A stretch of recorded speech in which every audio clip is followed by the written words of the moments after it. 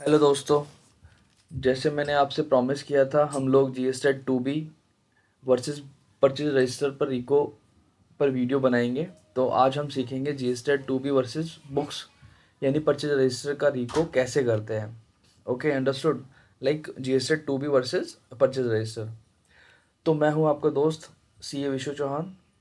Okay, let's get started.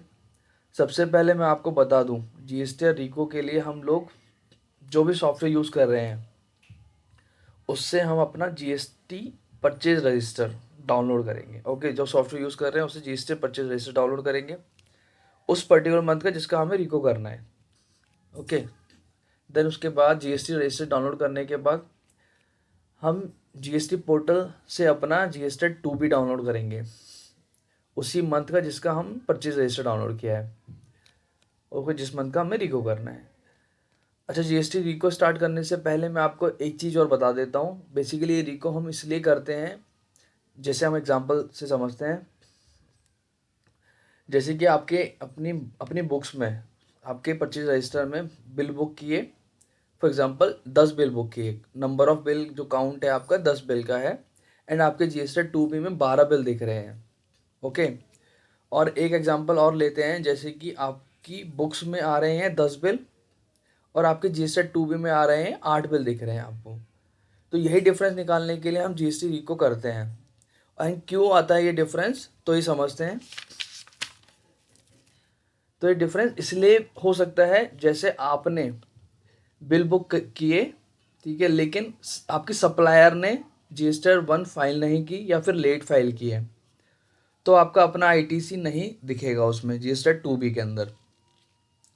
Okay, और ये difference इसलिए भी हो सकता है कि आप बिल बुक करना भूल गए, अपनी बुक्स में अपने सॉफ्टवेयर में बिल बुक करना भूल गए, आपसे छूट गया, आपने कोई मेल नहीं देखी या कोई हार्ड कॉपी में बिल आया वो आपको नहीं दिखा, वो आपको रह गया, छूट गया। ठीक है, तो आपके बुक्स में कम दिखेगा और आपके जीएसटी 2B में ज़्यादा बिल दिखेंगे। तो ये भी एक रीज़न हो सकता है। तो स्टार्ट करते हैं बिना किसी देरी से। सबसे पहले हम लोग जीएसटी लॉगिन करेंगे, जीएसटी पोर्टल पे लॉगिन करेंगे, देन डाउनलोड करेंगे GST 2B, then GST purchase register download करेंगे। ओके, क्योंकि दोनों को कंपेयर करना है हम लोगों को, दोनों की रिको करनी है।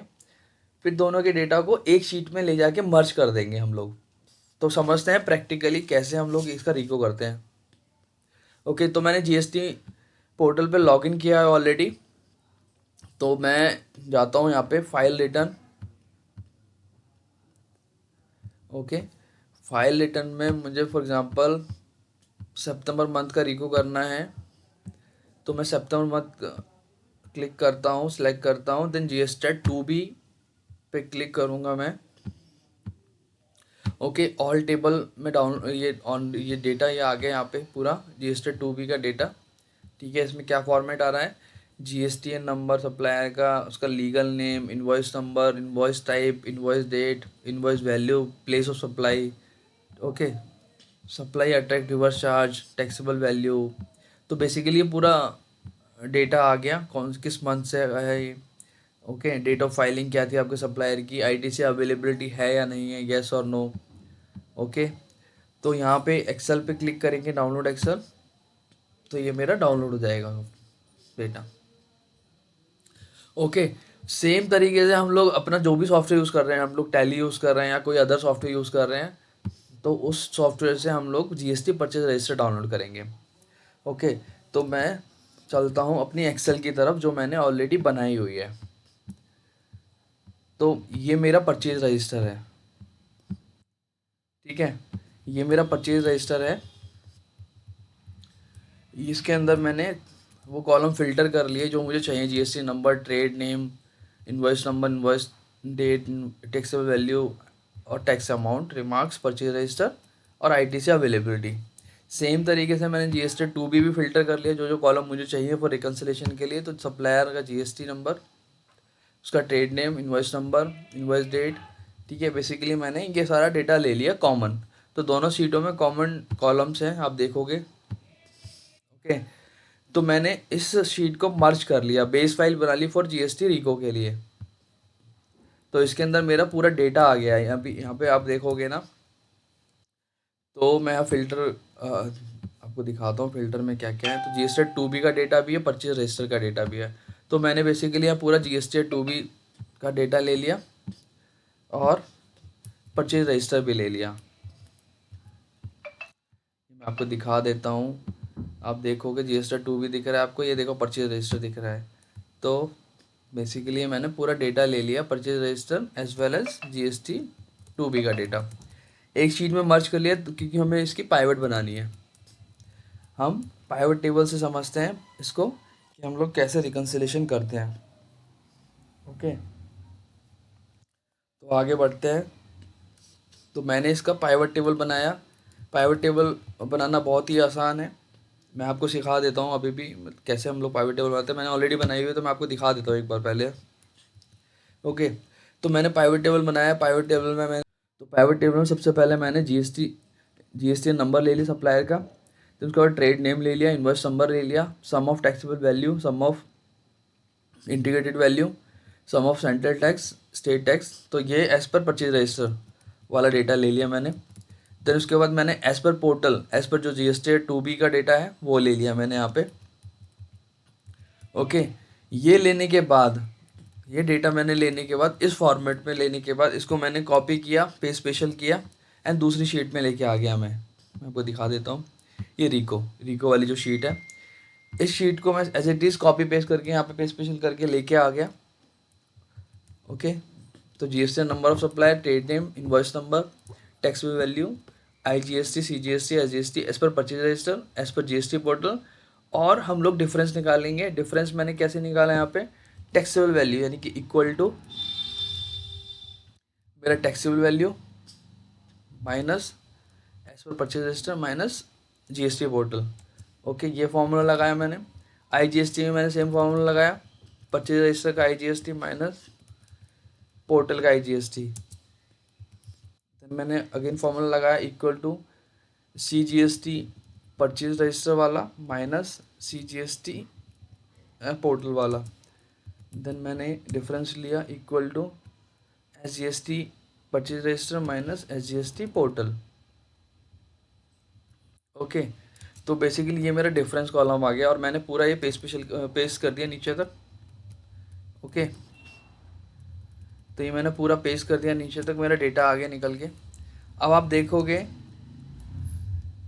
देखोगे तो आपको डिफरेंस दिखेगा कि आपके किस किस बिल्स में डिफरेंस आ रहा है। ओके, तो फॉर एग्जांपल ये मेरा GST नंबर है, ये मेरा बिल है। तो आप देखोगे तो ये मैच कर रहा है, मतलब ये इनवॉइस हम लोगों ने बुक किया है।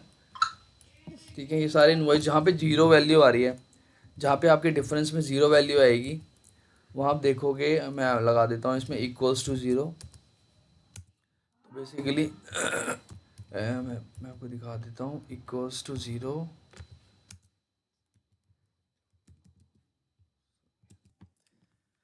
तो जैसे आपने देखा हम लोगों ने डिफरेंस निकाल लिया। ओके, डिफरेंस निकालने के बाद आपको यहाँ पे दिखेगा जो वैल्यूज़ यहाँ पे ज़ीरो हैं, तो इसका मतलब ये है, जो यहाँ पे ज़ीरो वैल्यूज़ आ रही हैं, तो इनका मतलब ये है कि आपका बुक्स और GSTR 2B का डेटा मैच है। मतलब जो इन्वॉइसेस आपके GSTR 2B के अंदर आ रहे हैं, वो भी बुक्स के अंदर भी हम लोगों ने बुक किए हुए हैं।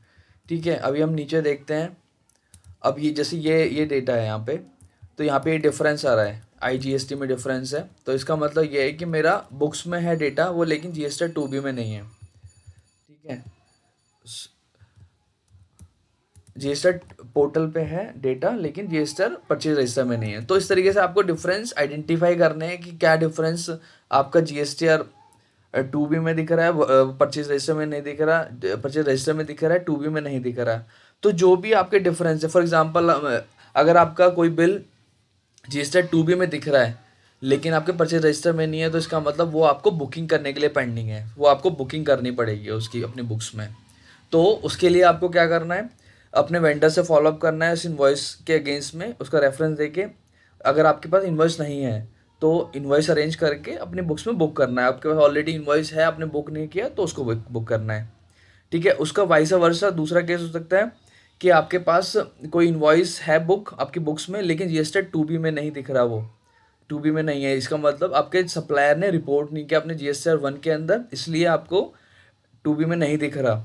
तो आपको क्या करना है, वाया मेल और वाया कॉल करके अपने सप्लायर से कनेक्ट करना है, उसको इन्फॉर्म करना है कि भैया आपने ये रिपोर्टिंग नहीं की इनवॉइसेस की, तो इसको रिपोर्ट करो।